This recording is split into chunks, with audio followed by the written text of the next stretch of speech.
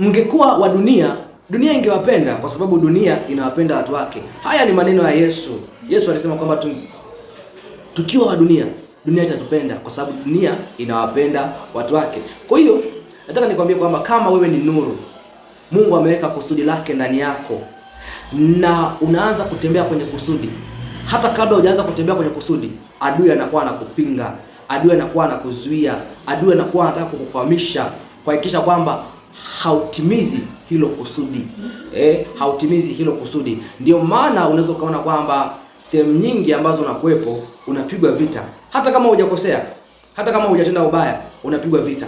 Unaweza kukosea watu, wanaweza kufanya watu mabaya, lakini unakuta wanaweza wakalindwa. Lakini wewe ambaye hata hujakosewa ndio ambaye unaumizwa, ndio ambaye unaumizwa. Unaweza ukajikuta kwamba unatengwa, unakataliwa, unadharauliwa, unafanywa ubaya, unakuwa mistreated ili mradi tu uchanganyikiwe, akili yako isitulie, usiweze kutambua kusudi na usiweze kujua unatakiwa ufanye nini na usiweze kujua thamani yako pia ni ipi. Bwana Yesu asifiwe sana. Nataka nikwambie kwamba ukiwa wa Kristo na Mungu ameweka kusudi ndani yako, siku zote watu wengi sana watashindwa kukuelewa. Watu wengi sana watashindwa kukuelewa. Si kwa sababu hao watu ni wabaya, si kwa sababu hao watu hawafai, hapana. Ni kwa sababu adui hataki hao watu wakusaidie kufulfill destiny yako. Adui ndiye ambaye anakuwa anatumia hao watu. Kwa ndio maana unaweza kuona kwamba kuna mtu anajuta kwa nini anakuchukia au alikuchukia.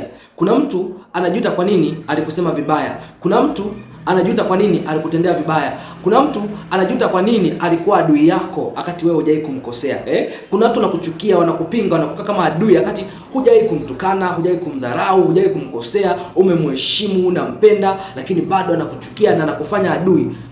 Yeye mwenyewe hajui kwa nini anafanya hivyo. Ni kwa sababu gani? Kwa sababu adui yako wewe sio huyo mtu. Adui yako wewe ni shetani ambaye anapinga kusudi la Mungu ambalo liko ndani yako.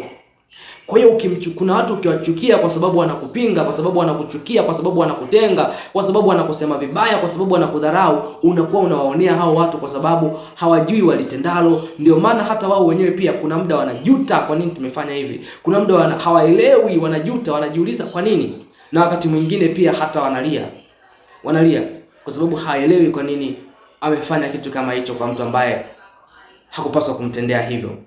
Ni kwa sababu adui yako wewe ni shetani. Ngoja nikwambie kitu. Kwa hiyo ukishatambua kwamba adui yako ni shetani, maana yake unajua kabisa kwamba adui yako atakuwepo kila mahali na kila eneo.